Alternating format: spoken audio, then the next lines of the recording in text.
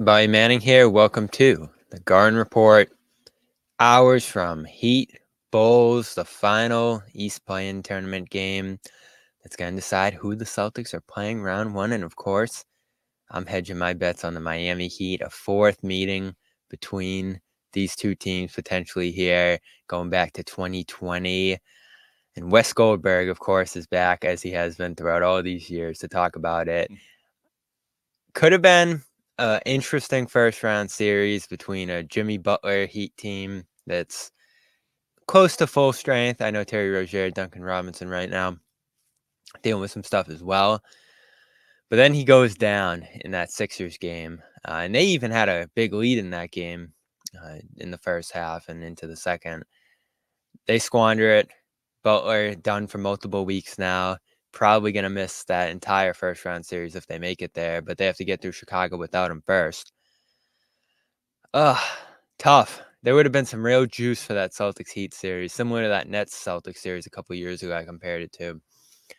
So where the Heat stand, Wes? Are they done, or can they make it without him? They can make it to the playoffs without Jimmy. I mean, anything can happen tonight against the Bulls, and that has nothing to do with the Bulls. It's just we just saw Nick Batum go off for 20 points Right. against the Heat on Wednesday night, and a guy who was averaging 5 points a game during the regular season, and that's sort of what tilted that game, and it's why the Heat are, not getting ready to play the Knicks in the first round instead. So, yeah, anything can happen tonight. Somebody can catch fire. Next thing you know, the Heat are the eighth seed playing the Celtics. But that might be as far as it goes at this point. I just, you hate to count out a team like the Miami Heat, but boy, I'm finding a lot of reasons why not to count them in at this point. And Jimmy Butler is going to be out for several weeks now. And part of the formula of the Heat's success in the postseason, regardless of whatever seed they were, was great defense, great coaching, timely 3-point shooting, and at the top of the list, probably is Jimmy Butler morphing into playoff Jimmy. And if he's not there to do that, then that is a huge part of the formula that is missing. And you combine that with the fact that the Boston Celtics are just completely, ramped up versus the versions that the Heat have faced in the playoffs in the past. This is by far the best Celtics team that they've had.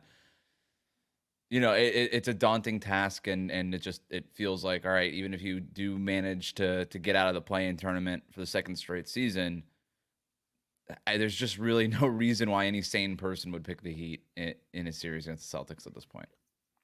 I wanted to see them just because you made these additions as the Celtics to beat the Heat in many ways, especially the Porzingis one. You want to test that out. You want to have your antenna up right away against a team that beat you last year. I don't think there's any way Boston could have entered a series against the Heat, fully loaded Heat team, without some urgency, without some motivation to maybe even roll over that Heat team and make a statement. I think that's why myself and others wanted to see a series like that to set a tone for the playoff push, as difficult as it could have been for a first round series. I could still see it being difficult in the sense that you go into it, you don't see Butler on the other side, and you say, we got this, which the Celtics have been prone to do. Not as much this year, a couple different Mm-hmm. times. They lost that Lakers game when LeBron and Davis sat out, and there's some other examples of when they didn't play good with stars out on the other side. But there'd be no real risk of them losing that series or that series going long, I would think. Although, I think I looked 13-9, the Heat were without Butler this year. Right. So they But they can get weren't by playing the without him. Celtics in those games either. Right. So that's the Although difference. he missed one of those, right? And I Yeah. felt like they competed decently. Oh no, they They got killed in that one. the Heat will compete. I don't know what the final score would be. They can make it a competitive, hard game for the Celtics and still lose by 15 points. That's just the Right. way it is when you play the Miami Heat. They're gonna make you work for it on every possession. And Bam Adebayo is awesome and can do a lot that can mess with the offensive flow of a team, even like Boston with the 5-out offense. Like Bam can defend any place on the court, right? And at an elite level. So that's a problem. Tyler Hero, if he gets going, like who knows what can happen in a one game. But yeah, I would trust the Celtics at this point to figure it out over, like, yeah, maybe the series goes 5 games. It just feels like at some point you need the weaponry to go up against a loaded team like the Celtics, and the Heat without Jimmy Butler, and even still probably without Terry Rozier, who is going to be out Friday night with this neck injury. We have no timeline on how long he would be out. Like you keep Duncan Robinson dealing with this lower back injury that's been lingering for like the last month. It just keeps happening in terms of these injuries piling up, and then obviously the worst possible one at maybe the worst possible time with Jimmy Butler. Yeah, and the more guys that go down, the deeper you go into your roster. I was surprised to see DeLon Wright out there the other night. I forgot they picked him up. So I don't know how he would fare in a playoff series playing big minutes without Rozier. And you're talking Nikola Jovic at that point, who hasn't been in this kind of environment, and guys who maybe can make shots and do some things on offense if they get hot or whatever. The problem for them in this series is that they would have trouble defending Mm-hmm. Boston, and they already had issues through the 3 losses in the regular season, playing the way they did in previous seasons against them, zoning it up. They couldn't do that as much. The Celtics took care of that, especially through Porzingis. You couldn't hide Bam on some non-shooters as much as you want to in the past. You have to play Porzingis straight up with him. Mm-hmm. And so you just end up, maybe they can switch, and I still respect their ability to switch against Boston and, throw some guys at Tatum and Brown and maybe make the Celtics stagnate a little bit for points. I think the Super Bowl game was a good example of that. But that was the night or the afternoon, I guess, where things really started to fall apart. Josh Richardson goes down. That's another switchy defender type that you need in a series like this, and obviously he's out for the season. Looked like Rozier went down for a long time that night. I know he comes back, but he gets hurt again, as you mentioned. So even if he comes back, how close to 100% is he? So they're just too hurt right now. And when you reintroduce Hero, who wasn't a part of this series a year ago, and Robinson, even if he's out there, there's just too many guys the Celtics can go at. And the one thing that makes this Celtics team different from a year ago is they're not letting bad defenders off the hook. And I know that he can scheme it up to maybe hide those guys a little bit, but the Celtics have just been lethal all year at exposing non-defenders, and they're going to go at Hero again and again. They're going to go at Robinson again and again. And that's going to be tough for the Heat to deal with.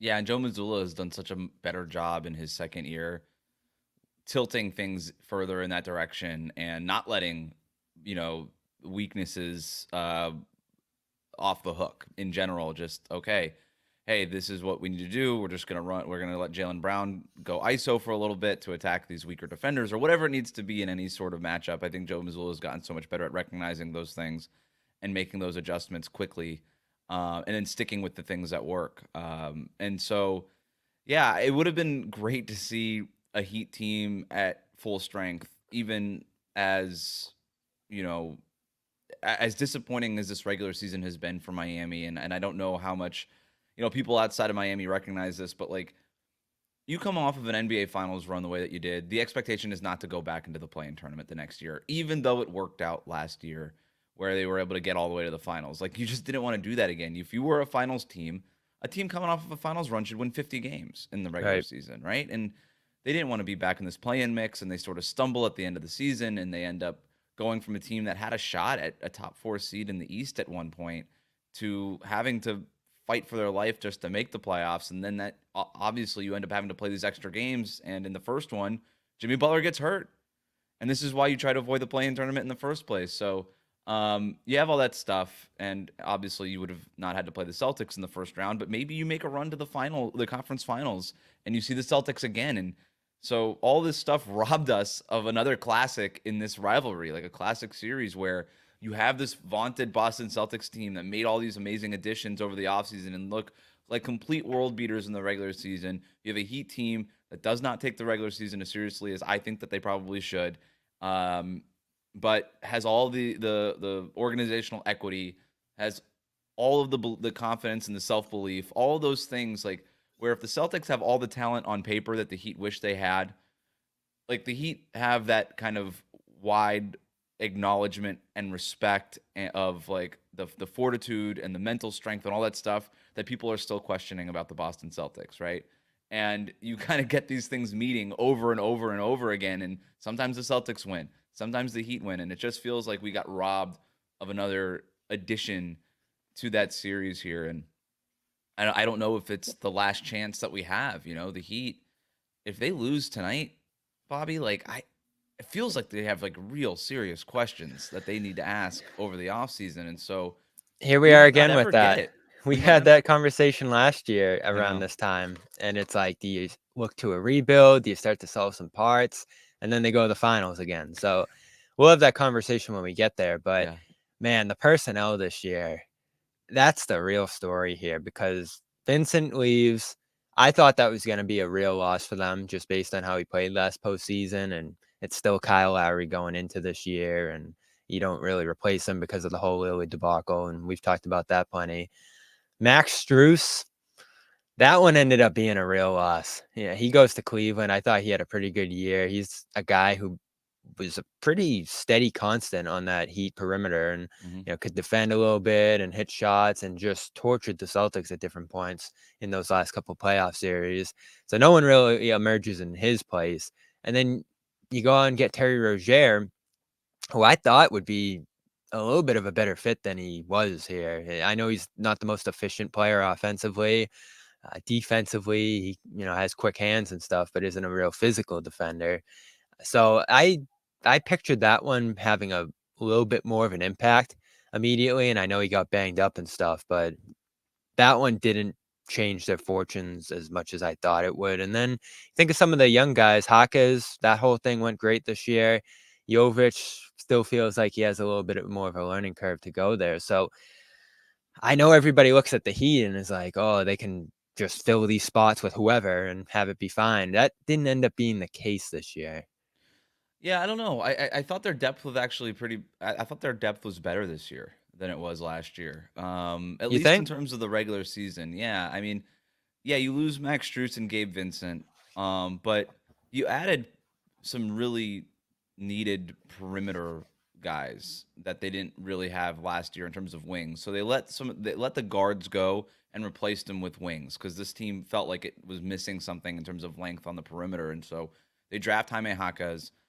They elevate Nikola Jovic into a bigger role, and he earned it with his own development, kind of behind the scenes and stuff. They signed Josh Richardson, who was starting to come along before he got hurt.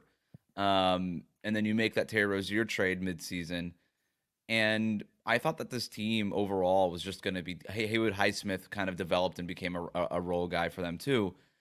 So I thought this team was deeper. My biggest questions were at the top of the roster with Jimmy Butler. Like even before the What injury, happened there?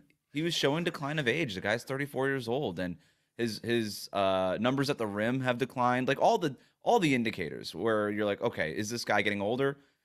We're there, right? Like fewer dunks, fewer worse shooting at the basket, all the like few like all these things. Just picking his spots a lot less. Like even though Jimmy Butler kind of treats the regular season, he kind of goes into the right lane on the highway and kind of goes 65 and a 70, and he just sort of cruising until the playoffs roll around, and then he's going 90 He had one of all the those way in the games left in lane. But Boston. I don't know if it was the first one or the second one in Boston. He just didn't shoot at it was all just night. so many of those games, and it was so strange. It was so strange because, like I said, he used to pick his spots a lot more, even though he did take his time off in the regular season, and he was just picking those spots less and less. And eventually, it became the question of, well, is he just choosing to pick his spots less, or can he physically just not get to that level anymore? And there were times in the regular season where it would look like in the first quarter he was trying to get there, and then it just wouldn't happen, and then he would go back to being a little bit passive. And so I was just concerned about Jimmy Butler in general. Can he reach those heights again? Because the thing with Jimmy is everybody would just always assume playoffs roll around, playoff Jimmy is going to appear, right? And for the most part, that's been true. I think that there was definitely something to that. But it was only a matter of if and not when, or I'm sorry, it was a matter of when and not if that was going to stop, right? As players get older, they could do it a lot less. And so I just thought, like, okay, when are we going to get to the point where Jimmy Butler can't summon playoff Jimmy? Because it's a matter of time before it happens, and we're not going to know until it's too late. And now we're not even going to be able to see that. But I thought that there was definitely some indications that maybe that wasn't even going to be there. Because even the play that he got hurt was like a freak accident, but like why is he pump faking on a fast break? Just go ahead and dunk it. And that was the strangest part of that play for me. So he pump fakes, gets Kelly Oubre to go in the air, people are wondering, like, why is Kelly Oubre jumping on a pump fake? Kelly Oubre probably didn't expect a pump fake. Nobody pump fakes in that Yeah. situation. You're on the fast break. He thought Jimmy was going up with it, and he was trying to block it against the glass. And so Kelly Oubre is like, where did the body go that I thought was going to be up there? Lands on Jimmy Butler's right knee, and then Jimmy Butler goes down in pain. I still don't know why Jimmy pump faked. I don't know why. And it's just, to me, it's just like, he probably doesn't have the lift that he had before, and he's probably even still getting used to that. So it's just weird. Devastating injury.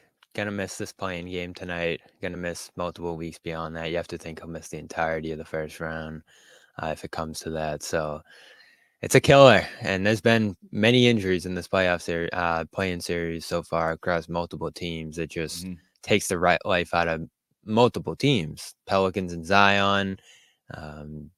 Couple other ones too. I'm trying. Oh, Caruso, who is playing tonight, so we'll see what he looks like.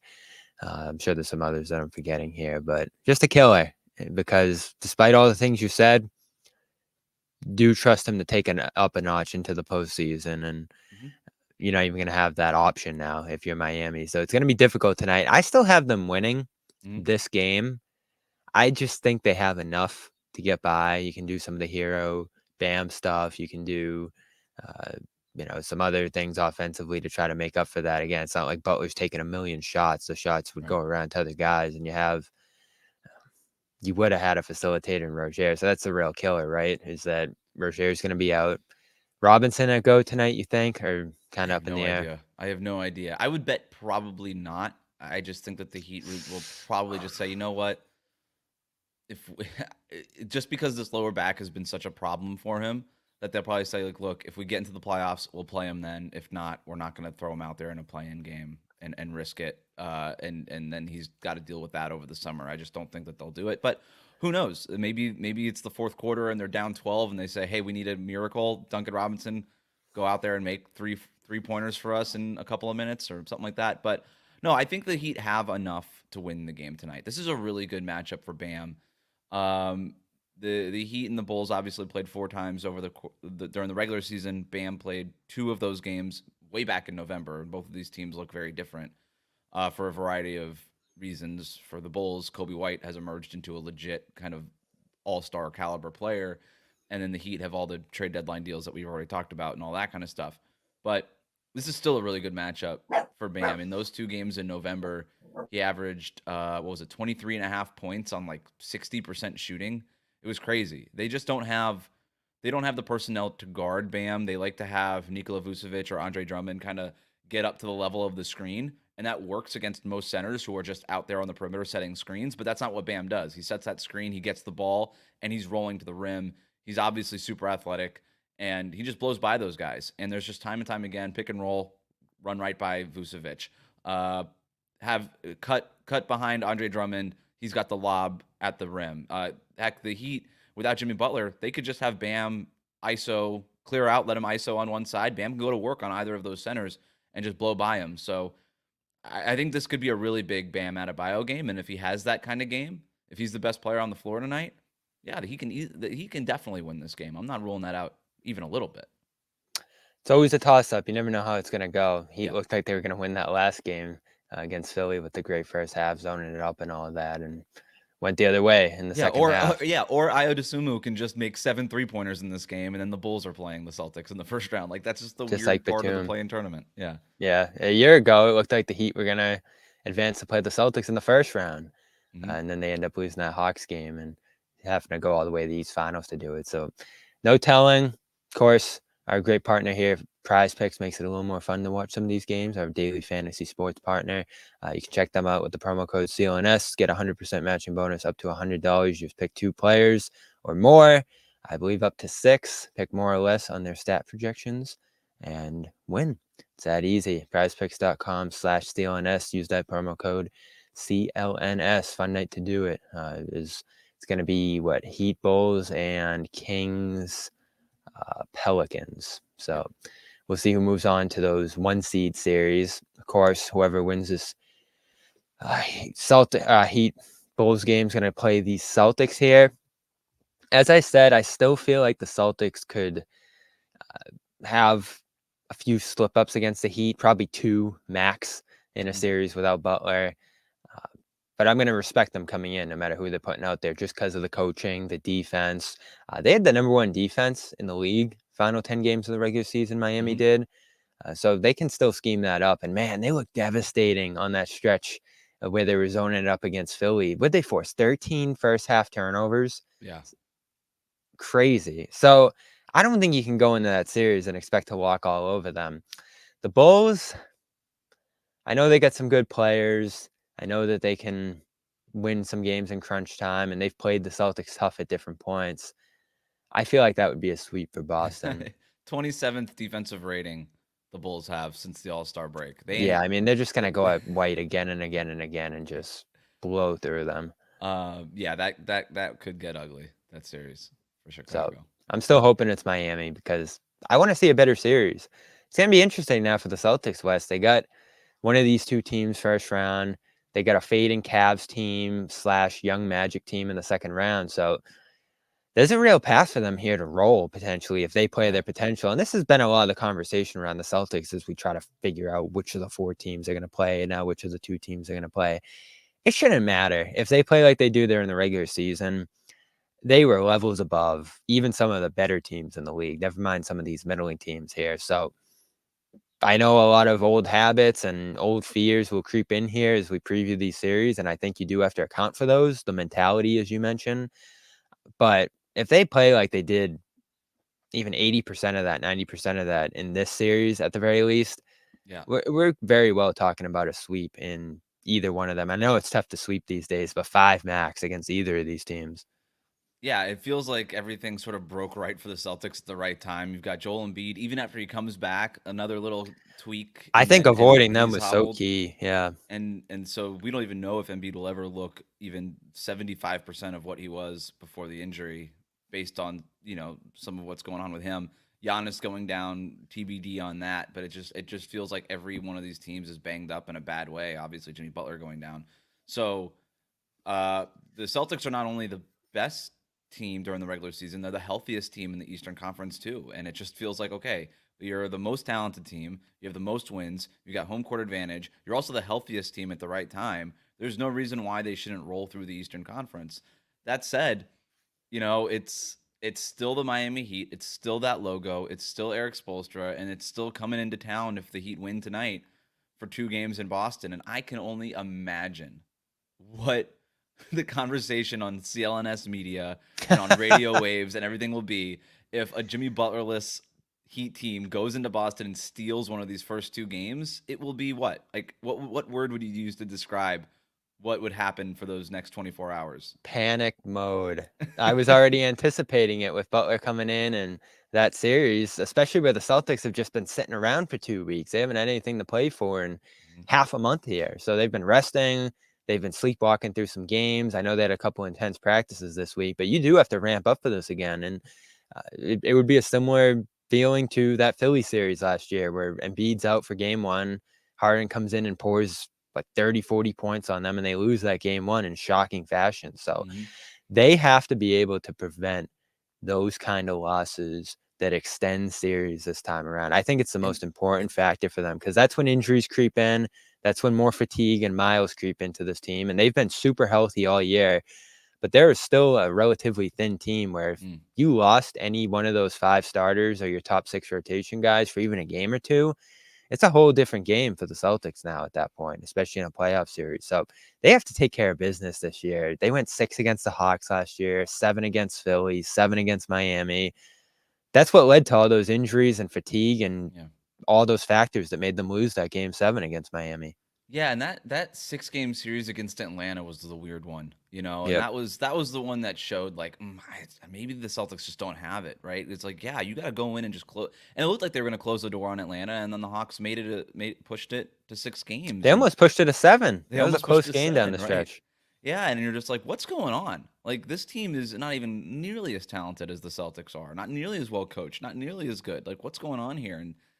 And so yeah, the Celtics have had those sort of moments, but you have those moments until you don't anymore, right? And the Celtics were still relatively a young team, and maybe they've learned from those experiences. So But that's my question for you is this team different? Did we take what we saw in the regular season, the dominance, the relative lack of lapses, the strides from the players across the board and how well they fit together, the coaching improvement, as you mentioned earlier. Is this just going to be different?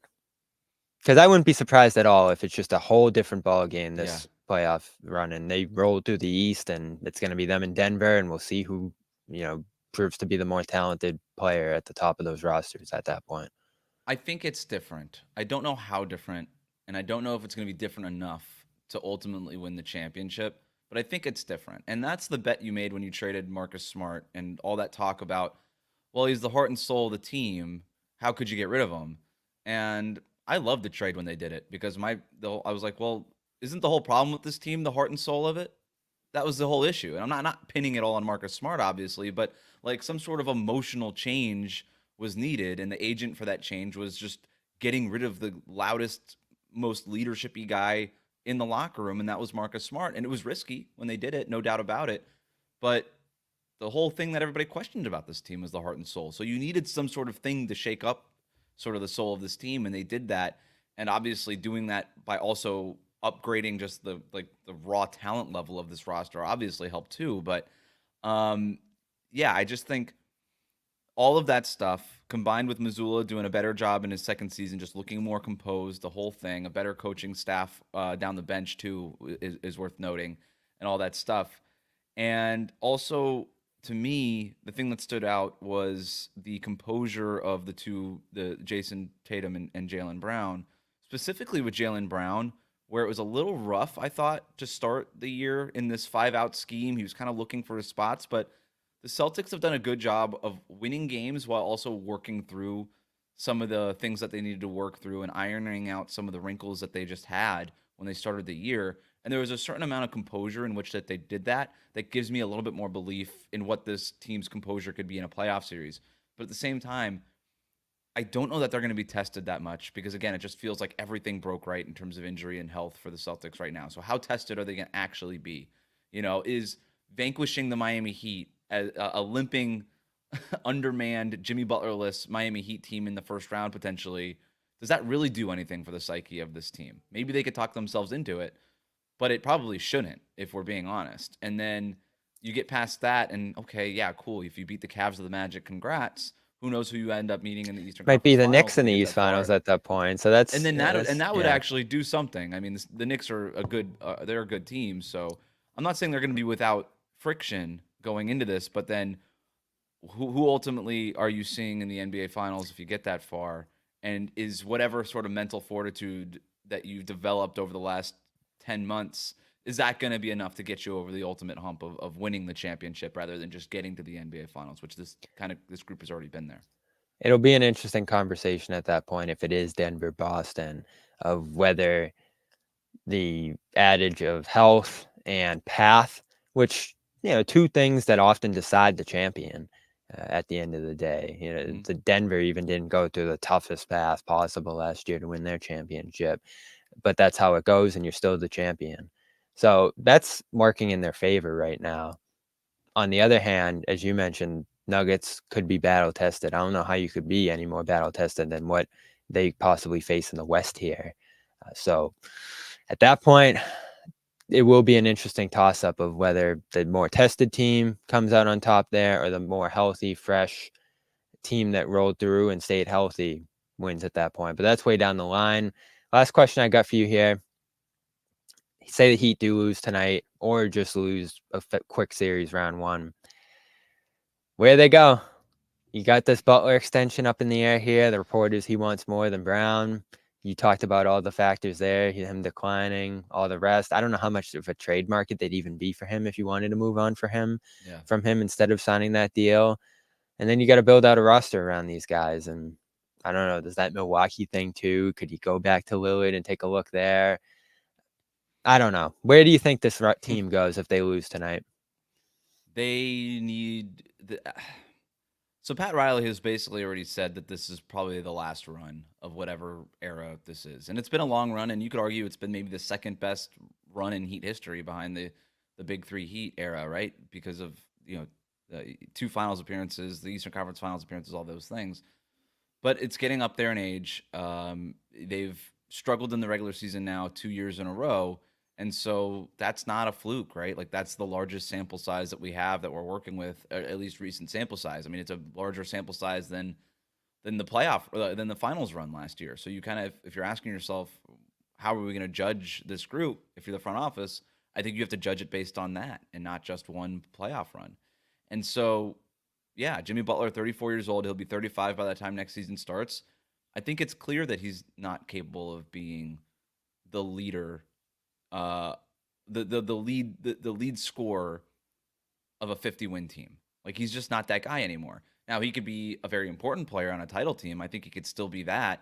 But this team needs to get out of the play-in tournament, man. Like this team needs to stack up some regular season wins and make it easier on themselves. And they got to stop trying to stop taking the hard way out of this. So they need that lead scorer. They need that guy that could just make it easy for them in January, put up 45 points, and let them walk into a win. And they don't have to play that hard.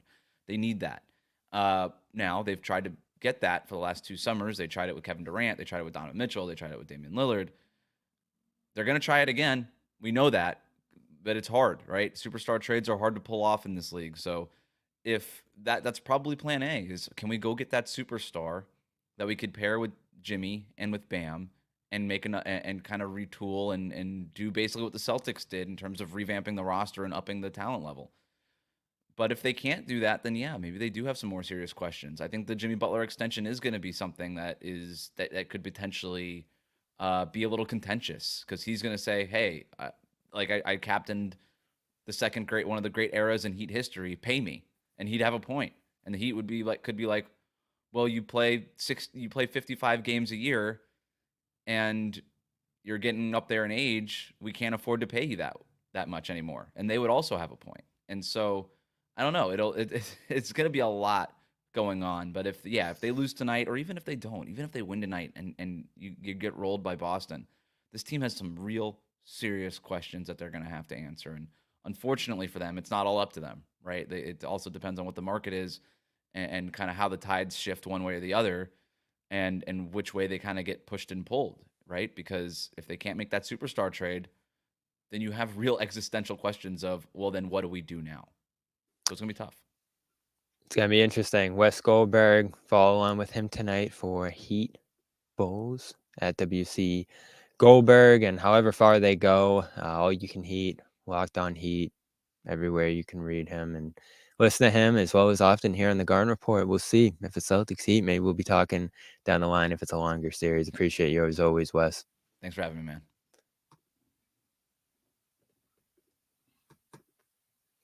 All right, and for everybody else remaining here, I want to give a quick shout out to our other great sponsor, PXG. It's a beautiful day out right now. I don't have any golf on the list. It's a busy day. Got shows, got the game tonight, all the rest, but maybe tomorrow I'll sneak out there, wear my PXG, the hat. The polos are amazing. So many different colors and designs. It's the best way to look your best on the course and even off of it. You don't have to wear it on the course. You could wear it off too. Premium materials, technology designed for peak performance, confidence inspiring looks. And that's the thing, right? You got to look good to play good. You feel good swinging in these shirts. So it's all good stuff. Yeah. And maybe I'll wear it in South Beach as well. This would be a great look for Miami if we're making that trip. So it's pxg.com/garden. You're going to get 10% off all apparel. Elevate your style game on and off the course. They get the spring summer collection over there now at 2024. So go to pxg.com/garden. Use the code GARDEN at checkout to save 10% on all apparel. That's pxg.com/garden. Code GARDEN. We might be live tonight. I'm not 1,000% sure yet. So subscribe, CLNS Media, Celtics All Access. And you'll get the notification. Turn on those notifications, and you'll see if we're going live tonight after this game, previewing whichever opponent it's going to be. If not tonight, we'll probably be live tomorrow. Once again, Jimmy Butler, you're going to miss this game, potentially the whole first round with an MCL injury. So some real life juice taken out of this hypothetical series here. And if it's the Bulls, we'll get a Bulls guest tomorrow on and see what they're looking like going into that series. Again, I don't see any juice in that series at all. Butler or not, Caruso or not. We'll see, though. What do you think it's going to be? Comment below. Let me know. You can find me on clnsmedia.com. all of our channels and shows here. I'll be on 98.5, the Sports Hub, as well tonight if you're in the Boston area, talking about this game and the Celtics and more going into the playoffs with Joe Murray. So check that out as well. And appreciate you all for being here this afternoon. Again, show some love to PrizePicks, prizepicks.com/CLNS, pxg.com/garden. Our great sponsors are a big reason we're able to do this, go on these playoff trips, all the rest, and bring you this coverage. So that's it. I'm Bobby Manning. This has been a preview edition of the Garden Report.